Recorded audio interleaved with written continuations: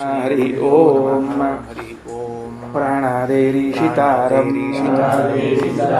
ಪರಮಸುಖನಿಧಿಂ ಸರ್ವದೋಷವ್ಯಪೇತಂ ಸರ್ವಾಂತಸ್ಥಂ ಸುಪೂರ್ಣಂ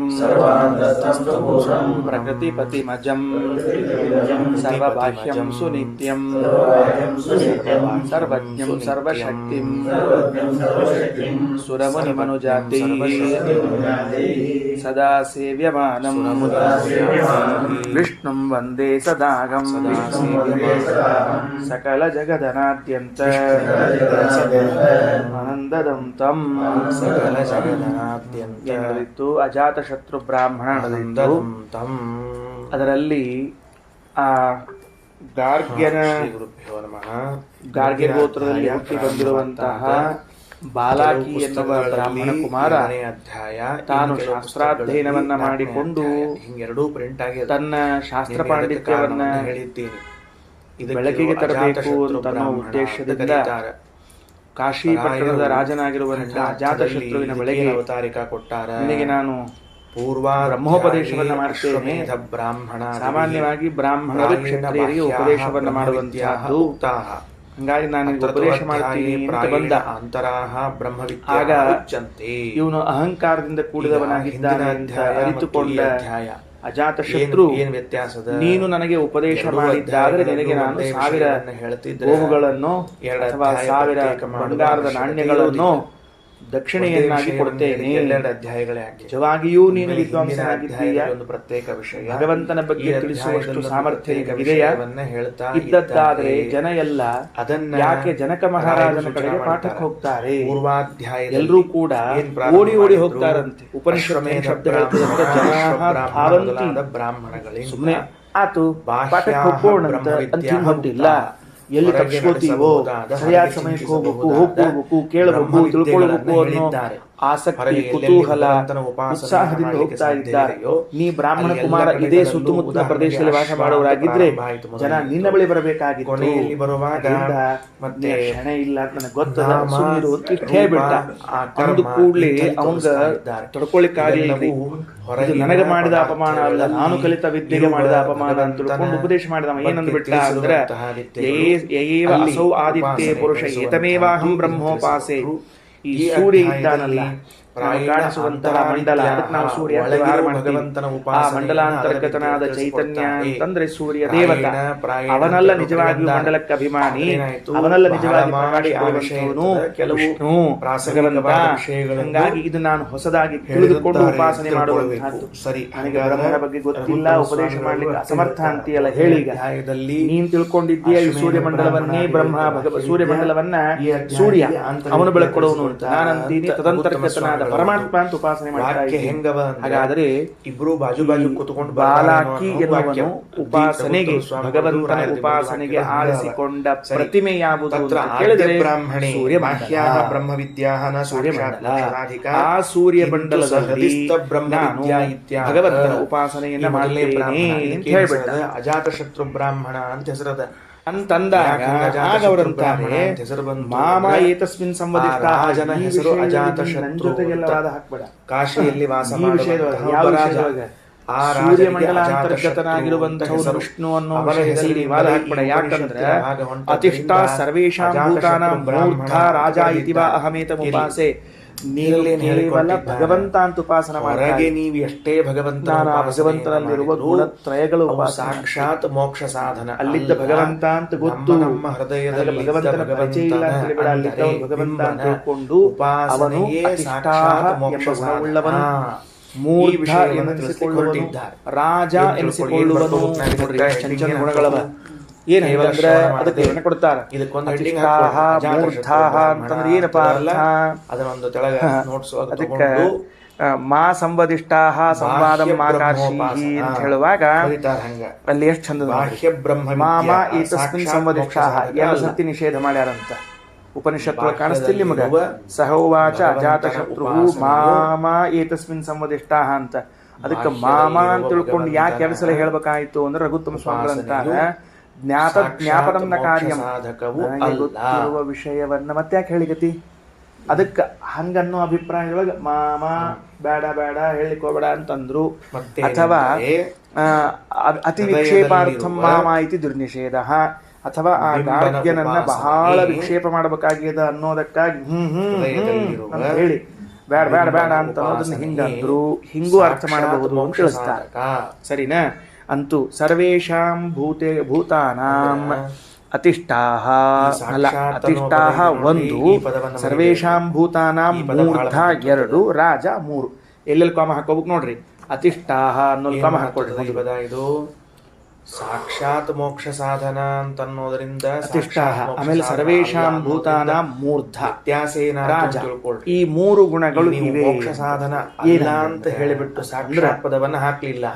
ಹೊರಗೆ ಏನೇನು ಪದಾರ್ಥಗಳವ, ಈ ಪದಾರ್ಥಗಳಲ್ಲಿ ಇದ್ದ ಜಗದ್ಧರ್ಮ ವರ್ಜಿತತ್ವೇನ ಸರ್ವಮತಿತ್ಯಾಚಾರ್ಯರು ಭಾಷ್ಯ ಬರೆದಾರೆ. ಮೋಕ್ಷ ಸಾಧನ ಅಲ್ಲ ಜಗದ್ಧರ್ಮ ವರ್ಜಿತತ್ವೇನ ಹೊರಗಡೆ ನಿಲ್ಲಿಸ್ಬಿಡ್ತೀವಿ ನಾವೆಲ್ಲ. ಜಗದತೀತ್ಯ ಜಗತ್ತನ್ನ ಮೀರಿ ಜಗತ್ತಿನ ಧರ್ಮಗಳಿಗೆ ರಹಿತನಾಗಿದ್ದದ್ದಕ್ಕೆ ಹೃದಯದಲ್ಲಿ ಅಂತ ಕರೆಯುತ್ತಾರೆ. ಸ್ವಲ್ಪ ಗಂಭೀರದ ಶಬ್ದ, ರಘುತ್ತಮ ಅರ್ಥ ಮಾಡಿಕೊಳ್ಳೋ ಪ್ರಯತ್ನ ಮಾಡೋಣ. ಕೆಳಗ ಭಾಷ್ಯವನ್ನು ನೋಡ್ರಿ. ಕೆಳಗ ಅತೀತ್ಯ ಜಗತ್ ಧರ್ಮವರ್ಜಿತ ಮಾಡ್ಲಿಕ್ಕೆ ಸಾಧ್ಯದ ಅದನ್ನೆಲ್ಲ ಮಾಡ್ರಿ. ಆದ್ರೆ ಅದು ನೇರವಾಗಿ ಜಗತ್ತನ್ನು ಮೋಕ್ಷವನ್ನು ಕೊಡಿಸ್ತದ ಅಂತ ಇಟ್ಕೋಬೇಡಿ. ಜಗತ್ತಿನ ಧರ್ಮದ ಉಪಾಸನೆಯು ನಿಮಗೆ ಇನ್ನೊಂದು ಉಪಾಸನೆಯನ್ನ ಮಾಡಿ ಪರಮಾತ್ಮ ಆ ಉಪಾಸನೆ ಮಾತ್ರ ಸಾಕ್ಷಾತ್ತಾಗಿ ನಿಮಗೆ ಭಗವಂತನ ದರ್ಶನವನ್ನು ಮಾಡಿಸಿಕೊಡುತ್ತದೆ. ಎರಡನೇದು ಯಾವುದು? ಮೂರ್ಧೋಪಾಸನೆ. ಉತ್ತಮ ಉತ್ತಮತ್ವಾತ್ ಮೂರ್ಧ ಉತ್ತಮತ್ವಾತ್ ಮೂರ್ಧ ಹಾಕಿದ್ದದ ನಮ್ಮ ಎಲ್ಲ ಅವಯವಗಳಲ್ಲಿ ತಲೆ ಅಂತ ಅನ್ನೋದು ಅತ್ಯಂತ ಉತ್ತಮವಾದ ಅಂಗವಾದದ್ರಿಂದ ಮೂರ್ಧ ಅಂದ್ರೆ ಅತ್ಯುತ್ತಮನಾಗಿದ್ದಾನೆ, ಉತ್ತಮನಾಗಿದ್ದಾನೆ ಈ ಅಂಶವನ್ನು ಹೇಳಬೇಕಾಗಿದೆ. ರಾಜ ಪ್ರಕಾಶೋಪಾಸನಾಗಿದ್ದಾನೆ. ಹೃದಯಸ್ಥನಾದ ಸ್ವಬಿಂಬೋಪಾಸನೆಗೆ ಮೋಕ್ಷ ಸಾಧನವನ್ನಾಗಿ ಸಾಕ್ಷಾತ್ ಬೇರೆದಲ್ಲ ಅಂತ ಮೂರ್ಧ ಈ ಅಂಶವನ್ನ ಉಪನಿಷತ್ತು ಎಲ್ಲ ನಮಗೆ ತಿಳಿ ಹೇಳಲಿಕ್ಕೆ ಒಂದು ಘಟನೆಯನ್ನ ಉಲ್ಲೇಖ ಮಾಡ್ತದೆ. ಒಂದು ಘಟನೆಯನ್ನು ಉಲ್ಲೇಖ ಮಾಡ್ತದೆ. ಏನ್ ಮಾಡಬಹುದಾಗಿತ್ತು? ಉಪನಿಷತ್ತು ನೇರಾನೇರವಾಗಿ ನೋಡು, ಹೊರಗಡೆ ಸಾಕ್ಷಾತ್ ಉಪಾಸನ ಅಲ್ಲ ಅಂತ ಹಿಂಗೊಂದು ವಿಷಯವನ್ನ ಹೇಳಿ ಬರೇ ಅಷ್ಟ ಇಲ್ರಿ. ಮುಂದೊಂದು ಮಾತು, ಬಿಂಬನಾದ ಹೃದಯಸ್ಥನಾದ ಭಗವಂತನ ಉಪಾಸನೆಯೇ ಮೋಕ್ಷ ಸಾಧನ ಬರ್ತದೆ. ಹಂಗ ಹೇಳಿ ಒಂದು ಪ್ರಮೇಯವನ್ನ ಅಳವಡಿಸಿಕೊಳ್ಳುವ ತಂತ್ರ ಏನು ಅಂತ ಕೇಳಿ ಯಾವ ಅದರ ತಂತ್ರಗಾರಿಕೆ ಆದಿತ್ಯಾಂತರ್ಗತನಾದ ಒಂದು ಕಥೆಯಿಂದ ನಮ್ಮನ್ನು ಒಳಗೆ ಪ್ರವೇಶ ಮಾಡಿಸ್ತದೆ. ಮೂರ್ಧ ಕಥೆಯಿಂದ ರಾಜ ಎಂಬ ಗುಣಗಳಿಂದ ಆ ಕಥಾ ಹೆಂಗಿರಬೇಕು? ಅವನೇನ್ ಮಾಡ್ತಾನೆ? ಅಲ್ಲಿ ನಾವೇ ಪಾತ್ರಗಳಾಗಿ ಒಳಗೆ ಪ್ರವೇಶ ಮಾಡಿದ ಮೇಲೆ ನಮ್ಮ ಉಪಾಸನೆಯಲ್ಲಿ ತಿದ್ದುಪಡಿಗಳಾಗಬೇಕು. ಎಲ್ಲರಿಗಿಂತ ಉತ್ತಮ ಉಪನಿಷತ್ತು ಕೇಳಿ ಮುಗಿಸಿ ಹೊರಗೆ ಬಂದಾಗ ಅದರ ಸಂಸ್ಕಾರ ನಮ್ಮ ಮನಸ್ಸಲ್ಲಿ ಉಳಿದಿರಬೇಕು. ಇಷ್ಟು ಕೆಲಸ ಫಲವನ್ನು ಬೇರೆ ಹೇಳ್ತಾ ಇದ್ದ. ಈಗ ನಾವು ಸಿನಿಮಾ ಮತ್ತು ನಾಟಕಗಳನ್ನು ನೋಡ್ತೀವಿ. ನಾಟಕಗಳನ್ನು ನೋಡಿದಾಗೆಲ್ಲ ಏನಾಗ್ತದೆ? ನಾವೇ ಪಾತ್ರಧಾರಿಗಳಾಗ್ಬಿಟ್ಟು ಆಮೇಲೆ ಮುಗಿಸ್ಕೊಂಡು ಹೊರಗೆ ಬಂದಾಗ ಆ ಪಾತ್ರದ ಗುಣಗಳೆಲ್ಲ ನಮ್ಮಲ್ಲಿ ಉಳ್ಕೊಂಡು ಮೊದಲಿಷ್ಟು ವಾಕ್ಯ ಓದ್ಬಿಟ್ಟು ರಾವಣಂತೆ ಇರಬೇಕು ಅಂತ ಬುದ್ಧಿ ಬರ್ತದೆ. ಹಂಗ ಆ ತಂತ್ರಗಾರಿಕೆಯನ್ನು ಉಪಯೋಗಿಸಿಕೊಂಡು ಈ ಅಜಾತಶತ್ರು ಬ್ರಾಹ್ಮಣ ಅನ್ನೋದು ಸ್ವರದಿಸ್ತನಾದ ಸ್ವಬಿಂಬನ ಉಪಾಸನೆ, ಇದು ಸಾಕ್ಷಾತ್ ಮೋಕ್ಷ ಸಾಧನ ಅಂತ ಏನಿದು? ಯಾವ ಕಥೆಯಲ್ಲಿ ಏನ್ ಸಂವಾದದಿಂದ ಹೇಳ್ತದೆ ಅಂತ ನೋಡೋಣ. ಇದರಲ್ಲಿ 12 ಒಂದು ಉಪಾಸನೆಯ ಸ್ಥಳಗಳನ್ನು ಹೇಳ್ತಾನೆ ಹೊರಗಡೆಗೆ. ಆ 12 ಉಪಾಸನೆಯ ಸ್ಥಳಗಳನ್ನು ಪ್ರತಿಮೆಗಳವ. ಇದು ಬಾಹ್ಯೋಪಾಸನ. ಈ ಬಾಹ್ಯೋಪಾಸನ ಸಾಲದು, ಅಂತರ್ ಉಪಾಸನೆ ಇರ್ಲಿ, ಇಷ್ಟು ಹೇಳ್ಬೇಕಾಗಿರ್ತದೆ. ಹಾಗಾಗಿ 12 ಸ್ಥಳಗಳು ಏನಾಯ್ತು ಅಂದ್ರೆ ಅತಿಷ್ಠಾಹ ಅಂತ ಅನ್ನೋದು ಒಂದು, ಸರ್ವೇಷಾಂ ಭೂತೇಷಾಂ ಮೂರ್ಧ ಅಂತ ಒಂದು, ರಾಜ ಅಂತ ಒಂದು. ಅದಕ್ಕೆ ಮೊದಲನೇದಾದ ಗುಣಗಳನ್ನ ನಾವು ಹಿಂಗೆ ತಿಳ್ಕೊಂಡು ಜಗದ್ಧರ್ಮ ರಹಿತ ಅಂತದ. ಜಗದ್ಧರ್ಮರಹಿತ ಅಂತಂದ್ರೆ ಏನು? ಜಗತ್ತಿನಲ್ಲಿ ವಾಸ ಮಾಡುವಂತಹ ನಾವುಗಳಿಗೆ ಆಕಾಶ ಧರ್ಮಗಳ ಹೇಳಿ ನೋಡಂತ. ವಾಯುವಿನ ಧರ್ಮ ಅಂತದೋ ಇಲ್ಲೋ? ಅಗ್ನಿಯ ಜಗತ್ತನ್ನ ಮೀರಿ ಜಗದ್ಧರ್ಮರಹಿತನ ಇವೆಲ್ಲ ನಾವು ಕೇಳಿರ್ತೀವಿ. ಹೊಸ ಎಲ್ಲಿ ಅಂದ್ರೆ ಜಗತ್ತಿನಲ್ಲಿ ವಾಸ ಭಗವದ್ ರೂಪದ ಮಾಡುವ ಉಪಾಸನ. ನಾವುಗಳಿಗೆ ಪ್ರಾಯಃ ನಾವು ಕನ್ನಡಿ ಕೆಲವು ಒಳಗೆ ಭಗವದ್ ಧರ್ಮಗಳು ರೂಪದ ಅಂತವ. ಉಪಾಸನ ಅಂತ ಏನ್ ಏನೇನ್ ಕೇಳಿಲ್ಲ. ಧರ್ಮಗಳು ಅಂತವ ಇಲ್ಲಿವರೆಗೆ ಹೇಳ್ರಿ ನೋಡಂತ ಹೇಳಿದ್ದೀರಿ. ಮೊದಲನೇದ್ದು ಕನ್ನಡಿ ಜನನ ಭಗವಂತನ ಮರಣ ಅಂತ ಉಪಾಸನ ಅನ್ನೋದು ನಮ್ಮ ಮಾಡ್ಲಿಕ್ಕೆ ಧರ್ಮ. ಬರ್ತದ ಅಂತ ಈ ನಮ್ಗೆ ದೇಹಕ್ಕೆ ಗೊತ್ತಿಲ್ಲ. ಬರುವಂತಹ ಧರ್ಮ. ಇದರ ಆ ವಿಷಯ ಬಂದಾಗ ಅದರ ವಿಶೇಷ ವಿವರಣೆಯನ್ನು ಕೊಡ್ತೀನಿ. ಈ ಅದು ಮಧ್ಯಾಹ್ನ ಜನನ ಬರುವ ಮರಣಗಳ ಪಾಠಕ್ಕೆ ನಾಳೆ ಜೊತೆಗೆ ಈ ಬರುವ ದೇಹಕ್ಕೆ ಗೊತ್ತಿಲ್ಲ. ಬರುವಂತಹ ಅದಾದ ಸಂಸ್ಕಾರಗಳು ಮೇಲೆ ಅವು ಗಚ್ಚ ಎಂಥ ಪಾಶ್ಚಾತ್ಯ ದೇಹ ಶಬ್ದೇಶು ಬಂದಿರ್ತಾವ, ಇನ್ನೊಂದು ಸಂಸ್ಕಾರಗಳು, ಅದ್ಭುತವಾದ ಬ್ರಾಹ್ಮಣ, ಚಿಂತನೆ ಅಂತಿದೆ. ಕ್ಷತ್ರಿಯ, ವೈಶ್ಯ, ಯಾರಾದ್ರೂ ಶೂದ್ರ, ನಡೆದುಕೊಂಡು ಅದ್ರೊಳಗೆ ಹೋಗ್ತಾ ಮತ್ತೆ ಇದ್ರೆ ಬ್ರಹ್ಮಚಾರಿ, ಗೃಹಸ್ಥ, ವನಪ್ರಸ್ಥ, ಸನ್ಯಾಸ ಶಬ್ದ ಮಾಡ್ಕೋತ ಇವೆಲ್ಲ ಹೋಗ್ತಿರ್ತಾರೆ. ಏನವ ನೋಡ್ರಿ, ನಡ್ಕೋತ ಇವೆಲ್ಲವೂ ಹೋಗಲ್ಲ, ಕೆಲವು ಜಗತ್ ಶಬ್ದ ಧರ್ಮ ಮಾಡ್ತಾರೆ ಅಂತ ಹಂಗಿಲ್ಲ. ಕರೆಸಿಕೊಳ್ತಾವ. ಕಾಲು ಎತ್ತಿಡೋದು ಎಷ್ಟು ಚಂದ ಎತ್ತಿರ್ತಿರ್ತಾರೆ ಅಂತಂದ್ರೆ ಎಲ್ಲ ಒಟ್ಟು ಮಲಗಿದವರೆಲ್ಲರೂ ಎದ್ದು ಕೂಡೋದು. ಹುಟ್ಟು ಸಾವು, ಆಮೇಲೆ ಚಿಂತೆ, ಸುಖ ದುಃಖ, ಪುಣ್ಯ ಪಾಪ, ಅವರಿಗೆ ಇವೆಲ್ಲ ಅದು ಮುಖ್ಯ ವಿಧಿ. ಇವೆಲ್ಲವೂ ಕೂಡ ಏನಾಗ್ಯಾವ ಜಗತ್ ಧರ್ಮಗಳು ಅಂತ ಕರ್ಸ್ಕೊತಾವ.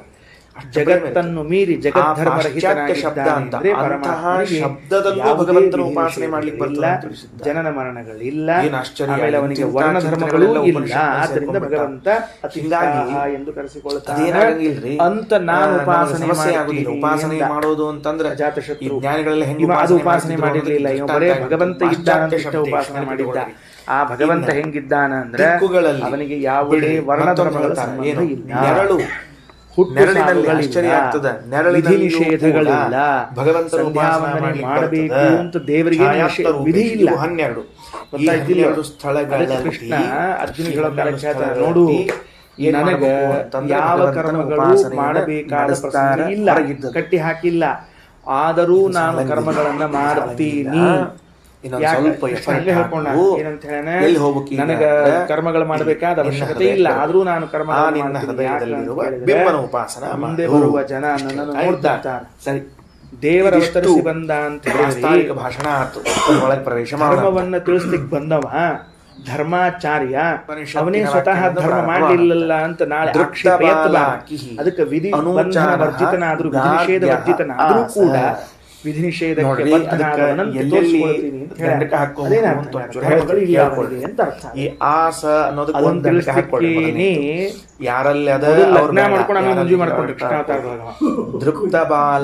ಕೃಷ್ಣಾವತಾರದಲ್ಲಿ ಲಗ್ನ ಮಾಡ್ಕೊಂಡ, ಆಮೇಲೆ ಮುಂಜು ಮಾಡ್ಕೊಂಡ. ಸ ಮುಗಿತಾ ನಾವು ಕೇಳ್ತೀವಿ ಬರೋಬ್ಬರಿ ವ್ಯವಸ್ಥೆ ಮಾಡ್ತೀನಿ. ಶ್ರೀಮದಾಚಾರ್ಯರು ಮಹಾಭಾರತ ಶಾಸ್ತ್ರವು ನೀಲಾದೇವಿಯನ್ನ ವಿವಾಹ ಮಾಡಿಕೊಂಡ ಪರಮಾತ್ಮ. ನೀಲಾದೇವಿಯನ್ನು ವಿವಾಹ ಮಾಡಿಕೊಳ್ಳುವಾಗ ಮುಂಜಿಸ್ಬೇಕಾಗಿಲ್ಲ. ಅಲ್ಲಿಗೆ ಒಂದು ಅಂಟಕ ಅಲ್ಲಿ ಅದ ಯಾರ್ದು ಕೊನೆಗೆ ಮುಗಿದ ಕೆಲಸ ಮಿಸ್ಟರ್ ಬಲರಾಮ್. ಸರಿ, ಅವರ ಏನಾದ್ರು ಅಂದ್ರೆ ಇಬ್ಬರ ಮಾತುಕತೆಗಳು ಬಲರಾಮ ದೇವರದ್ದು ಲಗ್ನ ಆಗಿ ಮುಂಜಿ ಆಗಿರ್ಲಿಲ್ಲ ಇನ್ನು. ಆ ಉಪನಯನಕ್ಕಿಂತ ಮೊದಲು ಅಂದ್ರ ಅದ್ ಹೆಂಗದ ಅಂದ್ರ ಶಬ್ದ ಹಂಗದ್ರಿ. ಅಗ್ರೇ ದ್ವಿಜ ಈ ನೀಲಾದೇವಿ ಮಾಡ್ಕೊಳ್ಳೋ ಕಾಲಕ್ಕ ಉಪನಯನ ಅಲ್ಲ, ಉಪನಯನ ಆಗಿದೆ ಇದ್ರು ಕೂಡ ಮಾಡ್ಕೊಂಡ. ವರ ಕೊಟ್ಟಿದ್ದಂತ ಕೇಳಿದ್ಲಂತ, ಎಲ್ಲಾರ್ಕಿಂತ ಮೊದ್ಲು ನನ್ ಲಗ್ನ ಆಗ್ಬೇಕು, ನೀನು ನಿನ್ನೊಳಗೆ ಇನ್ನೂ ಏನೋ ಆಗಿರಬಾರ್ದು ಅಂತ. ತಥಾಸ್ತು ಅಂದ್ಬಿಟ್ಟದೆ. ವಿಧಿಬಂಧ ವರ್ಜಿತನಾಗಿದ್ರೆ ಮಾತ್ರ ಹಿಂಗ್ ಹೇಳಿಕ್ ಬರ್ತದೆ. ಜಗತ್ತನ್ನ ಮೀರಿ ಜಗತ್ ಧರ್ಮ ಗರ್ಗ ಗೋತ್ರದಲ್ಲಿ ಹುಟ್ಟಿ ಬಂದವ ಗರ್ಗ ಋಷಿಗಳು ಅಂತಿದ್ರು. ಗರ್ಗಾಚಾರ್ಯ ಈಗ ನಾವು ದಿವಸಾನ ಕಾಲಕ್ಕೆ ನಾಮಕರಣ ಮಾಡಿದೆವು. ಗೋತ್ರದಲ್ಲಿ ಹುಟ್ಟಿ ಬಂದ ಕೇಂದ್ರನೇ ಸೂರ್ಯನ. ಅವರ ಹೆಸರೇನು? ಸಂಧ್ಯಾವಂದನ ಕೇಂದ್ರ ಯಾರು?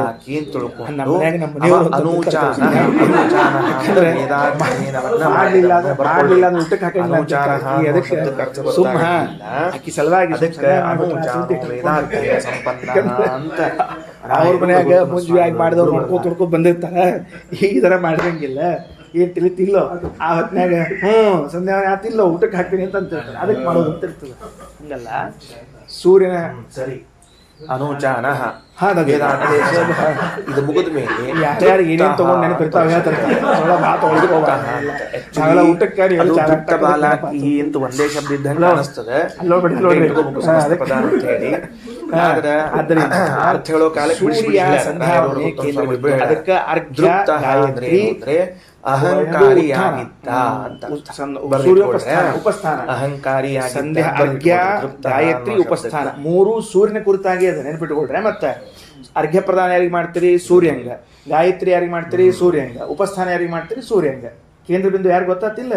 ಸೂರ್ಯ ಮತ ಅಂದ್ರೆ ಬೇರೆಯವ್ರ ಕೇಂದ್ರ ಬಿಂದು ಅಲ್ವೇ ಅಲ್ಲ ಮಗ. ಕೇಂದ್ರ ಅಂದ್ರೆ ಅವನೇ ಸೆಂಟರ್. ಹಂಗಾಗಿ ಸೂರ್ಯನನ್ನ ಬಿಟ್ಟುಕೊಂಡು ನಾವು ಮಾಡುವಂತಹ ಮಹತ್ವದ ಅದಕ್ಕೆ ಸೂರ್ಯಾಂತರ್ಗತನಾದ ಪರಮಾತ್ಮ ಅವನ್ ಬರೀ ಇಷ್ಟು ದಿವಸ ನಾವು ಮಧ್ಯವರ್ತಿ ಮತ್ತೊಂದು ನಮ್ಗೆ ತಲೆ ಬರ್ಬೇಕು ಬಂದ್ರೆ ಹೆಂಗ್ ಪರಿಚಯ ಏನ್ ಬರ್ಬೇಕು ಜಗತ್ತನ್ನ ಮೀರಿ ಜಗದ್ಧರ್ಮರಹಿತನಾದದ್ದರಿಂದ ಏನ್ ಜಗದ್ಧರ್ಮಗಳು ನಿಷೇಧಗಳು ಮೊದಲು ಜಗತ್ತಿನ ಜಗತ್ತಿನ ಧರ್ಮಗಳು ಯಾವುದು ಇಲ್ಲದೆ ಹಿಂಗ್ ಹಿಡ್ಕೋಬೇಡ ಹಿಂಗ್ ಹಿಡ್ಕೋಬೇಕು. ಬಲಗಿವಿಗೆ ಬಲಗೈ ಅಡಗಿವಿಗೆ ಎಡಗೈ ಅವರಿಗೆ ನಮಸ್ಕರಿಸಿ ನಮ್ಮ ಪರಿಚಯ ಎಲ್ಲ ಜೀವರಾಶಿಗಳಿಗೂ ಕೂಡ ಭಗವಂತನ ಜ್ಞಾನ ಉತ್ತಮನಾಗಿದ್ದಾನೆ, ಪ್ರಕಾಶ ರೂಪನಾಗಿದ್ದಾನೆ. ಎರಡನೇ ಸ್ಥಾನಕ್ಕೆ ಕಳಿಸಿಲ್ಲ. ಅದಕ್ಕೆ ಹೇಳಿ ಅದು ಉಪಾಸನೆ ಹೇಳಿದಾಗ ಸಹೋವಾಚ ಅಂತ ಹೇಳ್ತಾನೆ. ಕೆಳಗೆ ಭಾಷ್ಯ ಓದಿಬಿಟ್ಟಿಲ್ಲ, ಮುಗಿದು ಹೋಗಿದೆ. ಸಹೋವಾಚ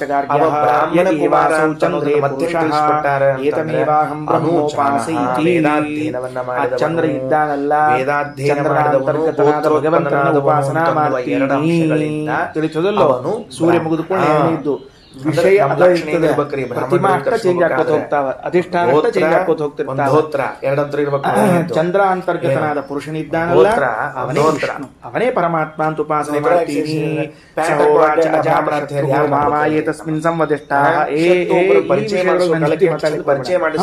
ಚಂದ್ರಂದು ಗೊತ್ತದ ಸೂರ್ಯನ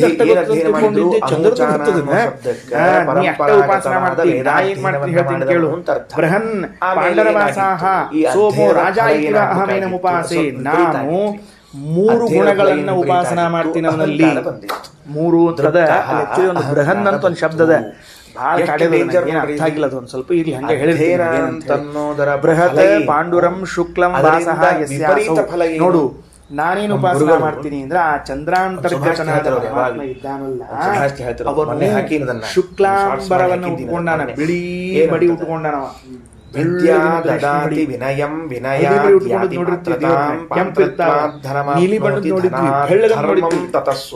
ಚಂದ್ರಾಂತರ್ಗತನಾದ ಅವ ಯಾವ ಬಣ್ಣದ ಮಡಿ ವಿಷ್ಣು ಶಶಿವರ್ಣಂ ವಿಪರೀತ ಫಲ ಕೊಡ್ತಾರೆ. ಔಷಧ ತಗೊಂಡು ರಿಯಾಕ್ಷನ್ ಹೋಗ್ಬಿಡು.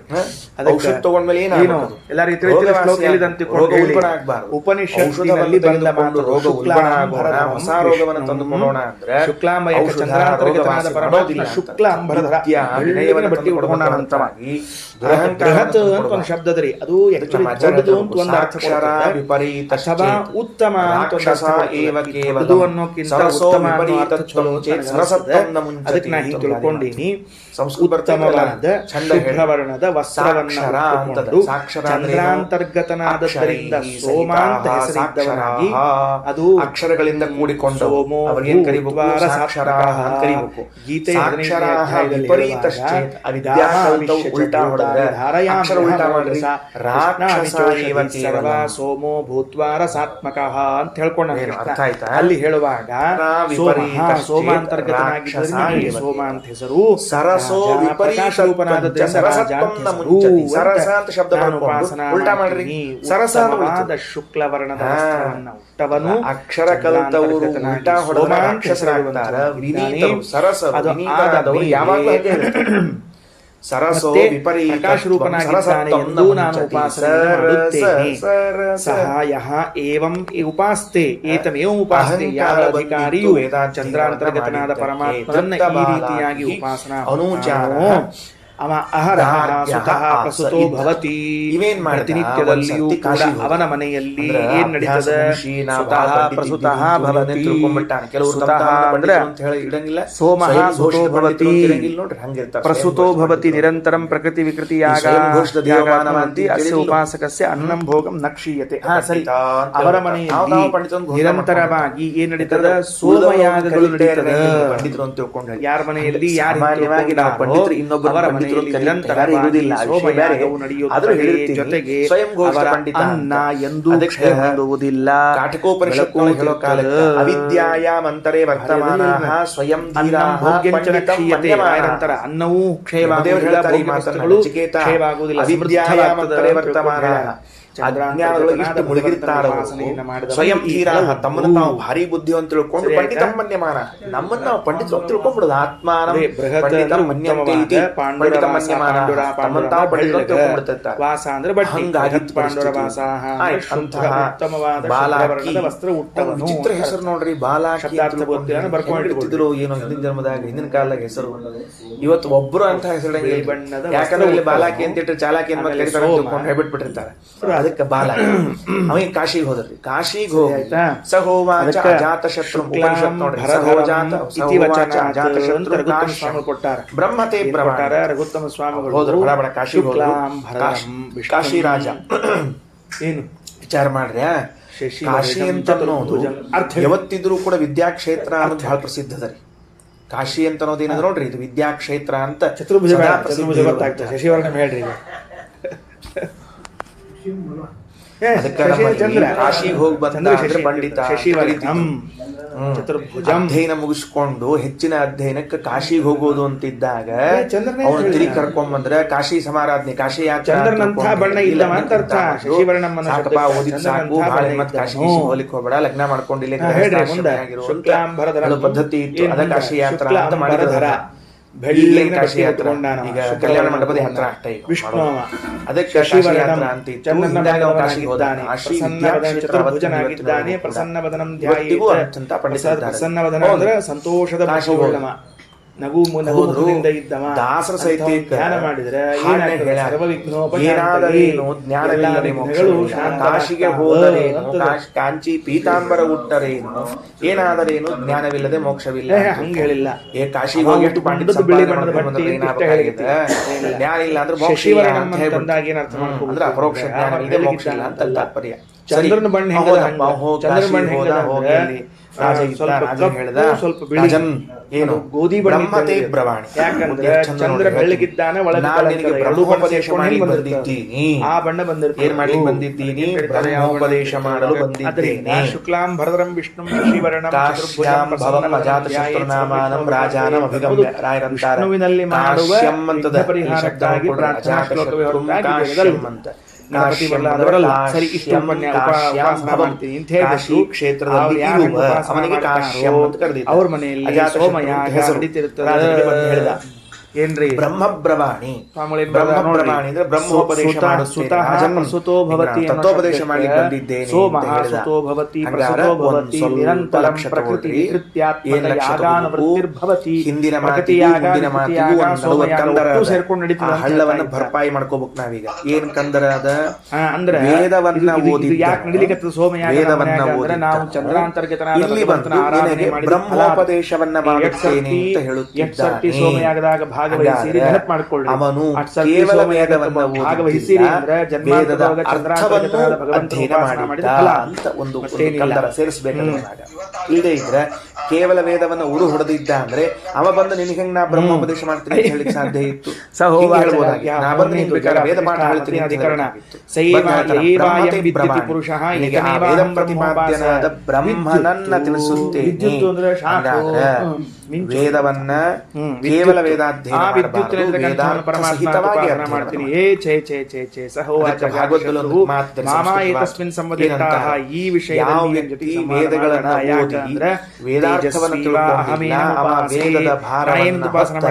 ತೇಜಸ್ವಿ ಎಂದು ಉಪಾಸನ ಮಾಡ್ತೀನಿ. ತೇಜಸ್ಸುಳ್ಳವನು ನೋಡ್ರಿ ಪಾಪ. ತೇಜಸ್ವಿ ತೇಜಸ್ವಿ ಅನ್ನೋ ಶಬ್ದಕ್ಕೆ ಉಪಾಸನ ಮಾಡ್ತೀನಿ. ಇನ್ನ ಯಹ ಏತಮೇವ ಉಪಾಸ್ತೆ ತೇಜಸ್ವಿ ಭವತಿ ತೇಜಸ್ವಿನಿ ಹಸ್ಯ ಪ್ರಜಾ ಭವತಿ. ಯಾರು ಮಿಂಚಿನಲ್ಲಿರುವಂತಹ ಭಗವಂತನನ್ನ ಮಹಾ ತೇಜಸ್ಸುಳ್ಳವನು ಎಂದು ಉಪಾಸನಾ ಮಾಡ್ತಾನೋ ಹೇಗೆ ಅವನು ಸ್ವತಃ ತೇಜಸ್ಸು ಕೇವಲ ಭಾರ ಹೊರಿತ ಅವನ ಮಕ್ಕಳು ವೇದವನ್ನ ಅಧ್ಯಯನ ಮಾಡಿ ಅರ್ಥವನ್ನ ತಿಳಿದುಕೊಳ್ಳದೆ ಹೋದರೆ ವೇದದ ಭಾರ ಹೊತ್ತುಕೊಂಡಂತೆ ಮೇಲೆ ಏನ್ ಮಾಡಬೇಕು ವೇದಾರ್ಥವನ್ನು ಓದಬೇಕು. ಅಲ್ಲೇ ವೇದದಲ್ಲಿ ಒಂದು ಮಾತು ಬರ್ತದೆ, ಯಸ್ತನ್ನ ವೇದಕ್ಕೆ ಪ್ರಚಾಕರಿಷ್ಯತಿ ಯಸ್ತನ್ನ ವೇದ ಯಹ ತತ್ ನ ವೇದ. ಯಾವ ವ್ಯಕ್ತಿ ವೇದಾಧ್ಯಯನವನ್ನ ಮಾಡಿಯೂ ತತ್ ಆ ಬ್ರಹ್ಮನನ್ನು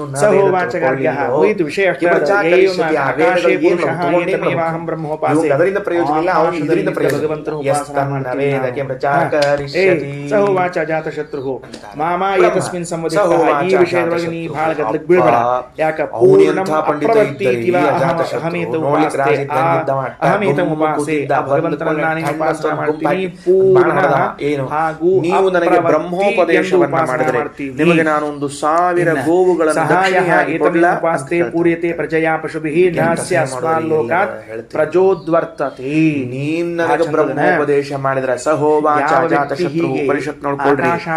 ನೀನ್ ನನಗೆ ಬ್ರಹ್ಮೋಪದೇಶವನ್ನ ಮಾಡಿದರೆ ಅಂದ್ರೆ ನೀ ಅಷ್ಟು ಸಮರ್ಥನಿದ್ದದ್ದ ಅವನಿಗೆ ಈ ಲೋಕದಲ್ಲಿ ಸಂತತಿಗಳಿಂದ ಪಶುಗಳಿಂದ ಸಮರ್ಥನಾಗ್ತಾನೆ. ಅವನ ಸಂತಾನ ನಾಶವಾಗುವುದಿಲ್ಲ. ಗೋವುಗಳನ್ನು ದಕ್ಷಿಣೆಯಾಗಿ ಸಂತಾನ ಪ್ರಜಾ ಉದ್ವರ್ತತೆ. ಅಂದ್ರೆ ನೀನು ಅದೇನ್ರಿ ಪೂರ್ಣಂ ಅಪ್ರವರ್ತಿ ಅಂದ್ರೆ ಏನರ್ಥ? ನನಗೆ ಬ್ರಹ್ಮೋಪದೇಶ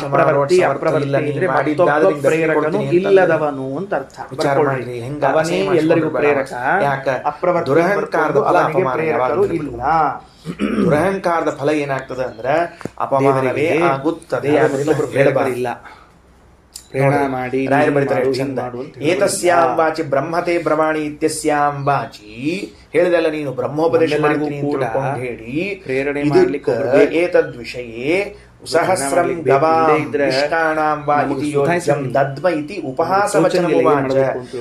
ಉಪಹಾಸ ಅಪಮಾನ ಮಾಡುವಂತೆ ಹೇಳ್ತಾ ಇದ್ದಾನೆ. ವಾಚಿ ದದ್ಮಃ ಅಂತ ತಿಳ್ಕೊಂಡು ಇಲ್ಲಿ 2 ಅರ್ಥ ಬರ್ತದೆ. 1000 ಗೋವುಗಳು, 1000 ಧಾನ್ಯಗಳು ಅಂತೂ ಅರ್ಥ ಬರ್ತದೆ. ನಿಷ್ಕಾಣಾಂ 1000 ಬಂಗಾರದ ನಾಣ್ಯ ಕೊಡ್ತೀನಿ, 1000 ಕೊಡ್ತೀನಿ. ಇನ್ನೊಬ್ಬ ಪ್ರೇರಕ ಹಿಂಗ ಅಪಹಾಸ ಮಾಡ್ಲಿಕ್ಕೆ ಏನ್ ಕಾರಣ? ಆಕಾಶಕ್ಕೆ ವಾಸ್ತವಿಕವಾಗಿ ಪ್ರೇರಣಾ ಬೇಕಾಗಿ ಸುಮ್ಮನೆ ಮನೆಗೆ ಬಂದ ಬ್ರಾಹ್ಮಣಗ ಪಾವಲ್ರಿ ನಿಮಗೆ 2 ಮಾತು ತತ್ವೋಪದೇಶ ಮಾಡ್ತೀನಿ ಅಂತ ಬೇಕು. ಆಕಾಶಕ್ಕೆ ಬೇಕಾಗಿ 1000 ಬಂಗಾರ ಯಾಕೆ ಆಕಾಶಕ್ಕೆ ಬೇಕಾಗಿಲ್ಲ? ಆಕಾಶ ಎಲ್ಲಾ ಕಡೆಗೆ ವ್ಯಾಪ್ತ ಅದು. ಎಲ್ಲಿ ಹೋಗಬೇಕು? ಜನಕೋ ಜನಕ ಇತಿ ವೈ ಜನಾಃ ಧಾವಂತಿ. ಬ್ರಹ್ಮೋಪದೇಶ ಸಮರ್ಥನ ಯಾರು ಪ್ರೇರಣಾ ಮಾಡೋದಿಲ್ಲ. ಜನ ಎಲ್ಲ ಜನಕರಾಜನ ಕಡೆಗೆ ಯಾಕೆ ಓಡಿ ಹೋಗ್ತಾರೆ? ಜನಕ ನಮಗೆ ಪಾಠ ಹೇಳುವ, ಜನಕ ನಮಗೆ ಪಾಠ ಹೇಳುವ ಅಂತ ಹೇಳಬಹುದು. ಜನಕರಾಜ ಸ್ವತಃ ಅಪ್ರವರ್ತಿ ಬ್ರಾಹ್ಮಣ.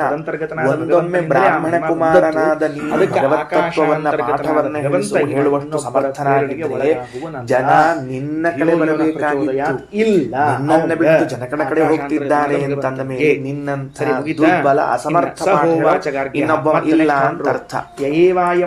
ನಾವು ತಿಳ್ಕೋಬೇಕ್ರಿ. ಜನ ನಮ್ಮ ಬಳಿ ಬರ್ತಿಲ್ಲ ಅಂತಂದ್ರೆ ಇನ್ನೊಬ್ಬರ ಕಡೆ ಹೋಗ್ತಿದ್ದಾರೆ ನಮ್ಮ ದೌರ್ಬಲ್ಯ ಅನ್ನೋದನ್ನ ಅರ್ಥ ಮಾಡಿಕೊಳ್ಳದೆ ಆ ಪಾಠ ಹೇಳೋ ಮೇಲೆ ಗೊತ್ತೇನು ಗುಣ ಇಂದ್ರ ವೈಕುಂಠ ಅಪರಾಜಿತಾ ಸೇನಾ ಇತಿ ವಾ ಅಹಮೇವ ಉಪಾಸೆ. ಭಾರಿ ಮಹಿಮಾ ಅದು. ನಮಗೆ ತೆಳಗೆ ಆಚಾರ ಭಾಷೆ ಬರಿಬೇಕಾಗ್ತದೆ.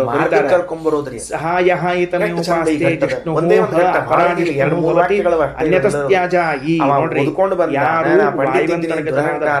ರಾಜನ ಕಡೆಗೆ ಬಂದ ಪಾಠ ಹೇಳ್ತೀನಿ ಅಂದ, ವೈಕುಂಠನಾಗಿದ್ದಾನೆ, ಪಾಠ ಹೇಳಿದ್ರೆ ಅಪರಾಜಿತವಾದ ಸೇನೆ ಉಳ್ಳವನಾಗಿದ್ದಾನೆ ಅಂತ ಅಪಹಾಸ. ಮಾತು ಹೇಳಿಕ್ ಬಂದವನು ತಗೊಂಡು ಹೋಗುವವನು ಪರಾಭವರಹಿತನಾಗ್ತಾನೆ. ಇನ್ನೊಬ್ಬರನ್ನ ಗೆಲ್ಲುವಂತ ನಿಜವಾಗಿ ಪಾಠ ಹೇಳುವನಾಗಿ ಜನ ಎಲ್ಲ ಜನಕನ ಕಡೆಗೆ ಯಾಕೆ ಹೋಗ್ತಿದ್ರು?